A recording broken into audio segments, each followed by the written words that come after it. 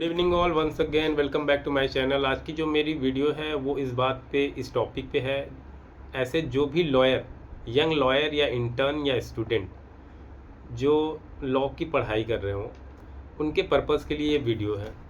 आज मैं बताऊंगा कि कैसे ऑनरेबल सुप्रीम कोर्ट में कोई एसएलपी अगर आपको फाइल करनी हो तो स्टेप बाय स्टेप क्या क्या डॉक्यूमेंट उसके साथ एनेक्स्ड होते हैं, या फिर क्या क्या प्रोसीडिंग्स है एक फाइलिंग के लिए, वो सारी चीज़ें मैं यहाँ डिस्कस करूँगा।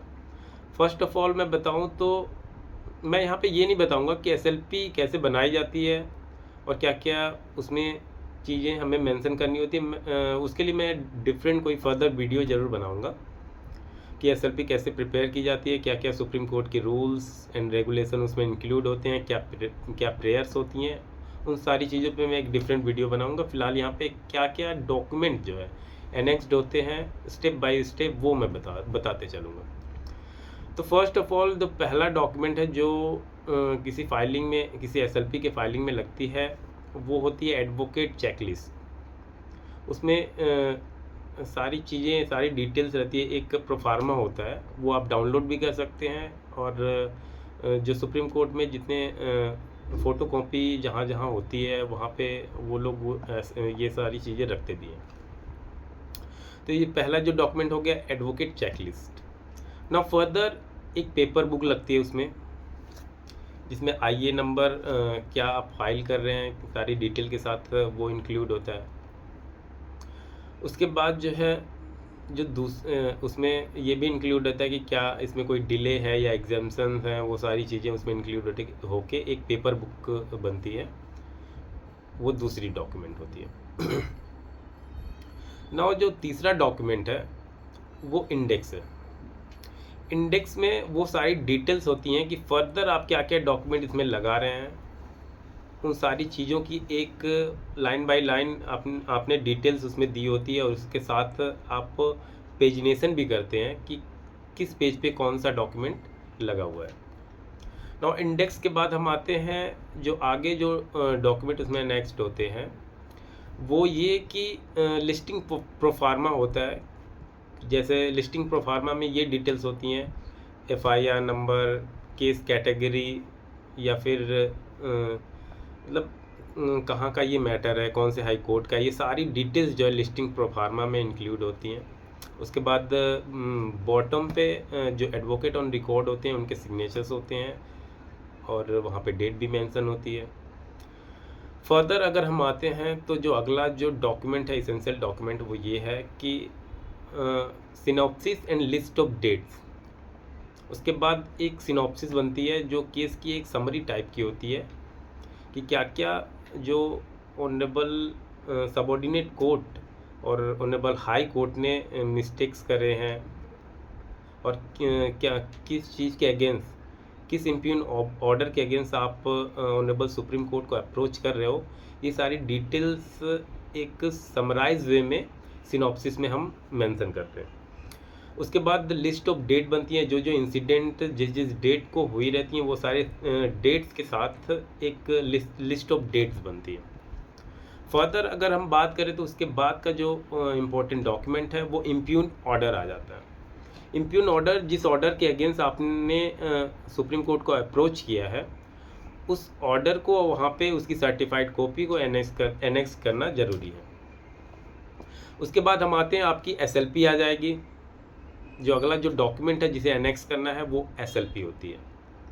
आपके एडवोकेट, चाहे वो एओआर या फिर आपके असिस्टेंट, वो एसएलपी तैयार करते हैं, वो एसएलपी उसके साथ लगती है। उसमें सारे ग्राउंड्स होते हैं, किन किन ग्राउंड्स पे आप ऑनरेबल हाई कोर्ट और ऑनरेबल सबऑर्डिनेट कोर्ट जो है उनको ऑब्जेक्ट कर रहे हैं, ये सारे ग्राउंड्स, सारी डिटेल्स, सब कुछ एसएलपी में आप मेंशन करते हैं। उसमें आप अपनी प्रेयर भी मेंशन करते हैं कि आपको क्या प्रेयर चाहिए ऑनरेबल सुप्रीम कोर्ट से।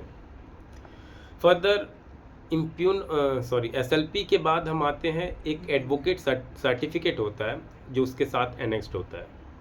एडवोकेट सर्टिफिकेट जनरली एक पेज का होता है। उसके बाद उसके साथ क्लाइंट की एफिडेविट होती है, जो नोटराइज भी कराना आवश्यक है। उसके बाद जो डॉक्यूमेंट लगते हैं, उसके बाद सारे जो डॉक्यूमेंट्स हैं, जो भी एनेक्सेस मतलब इस केस से रिलेटेड जो जो एनेक्स्चर्स आप लगाना चाहो, या कोई गवर्नमेंट ऑर्डर हो, कोई रूल्स हो, रेगुलेशन हो, या फिर सेशन कोर्ट के जो जजमेंट है, जो ऑर्डर है, वो सारी चीज़ें वो 1 बाय 1 एनेक्चर ए बी करके सारी annexure A1 B1 sorry P1 P2 ऐसे करके सारे एनेक्चर्स मेंशन किए जाते हैं।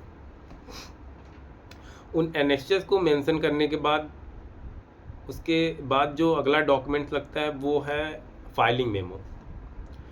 फाइलिंग मेमो आप जब देखेंगे तो वो एक तरह का इंडेक्स होता है उस सुप्रीम कोर्ट के ऑफिशियल वेबसाइट पे आपको ये मिल जाएंगी फाइलिंग मेमो। उसे आप डाउनलोड भी कर सकते हैं। उसमें ये डिटेल्स होती हैं कि आप क्या फ़ाइल कर रहे हो। जैसे आप SLP फाइल कर रहे हो तो उस पर टिक करना, उसमें सारी चीज़ें ऑलरेडी मेंशन होती हैं, आपको बस टिक करना होता है क्या आप फाइल कर रहे हो, इसके साथ साथ क्या क्या एनेक्चर्स हैं, क्या क्या चीज़ें हैं, डिले एप्लीकेशन लगा रहे हो, एग्जाम्पशन एप्लीकेशन है, वो सारी चीज़ें वहाँ मेंशन रहती है, या फिर कोर्ट फीस है, सारी चीज़ें वहाँ पे बस आपको टिक करना होता है। ये फाइलिंग मेमो वहाँ पे जो नेक्स्ट डॉक्यूमेंट है वो लगता है। फाइलिंग मेमो के बाद आपका वकालतनामा लगता है। वकालतनामा पे क्लाइंट के साइन होते हैं, एडवोकेट ऑन रिकॉर्ड के साइन होते हैं। वकालतनामा के बाद जो लास्ट जो डॉक्यूमेंट लगता है वो अथॉरिटी लेटर होता है, जिसमें क्लर्क्स या और भी एडवोकेट जो नॉन AOR हैं, या मे बी AOR भी हो सकते हैं, सॉरी AOR नहीं होते हैं, जो नॉन AOR होते हैं उनके उन एडवोकेट्स के, क्लर्क्स के उसमें अथॉरिटी लेटर में नेम मेंशन होते हैं। क्योंकि एक बार जब आप फाइलिंग करेंगे तो उसमें फर्स्ट टाइम तो आपको एक बार डिफेक्ट आने हैं। 1 बाय 1 में फाइलिंग होती है, 1 बाय 1 2 कॉपी जाती हैं, एक ओरिजिनल और एक उसकी डुप्लीकेट के साथ। उसके बाद जब डिफेक्ट लगता है तो दोबारा आपको 2 कॉपी और उसमें ऐड करने होते हैं। ये रहा सारा प्रोसेस, कैसे एक SLP फाइल होती है। और इंडेक्स पे आप ये भी मेंशन करेंगे कि ये कोई डेथ पेनल्टी या बैच मैटर नहीं है। ये सब सारी चीज़ें, छोटी छोटी चीज़ें जो आप प्रैक्टिस करेंगे तो बखूबी इस चीज़ को समझेंगे, जानेंगे। तो आशा करता हूँ कि मैं ये जो SLP कैसे फाइल होती है, स्टेप बाय स्टेप क्या क्या डॉक्यूमेंट लगते हैं, ये चीज़ मैं आपको प्रॉपरली समझा पाया हूँ। फर्दर कोई भी क्वेरी हो तो आप हमें कमेंट बॉक्स में ज़रूर मेंशन करें। Thanks to all.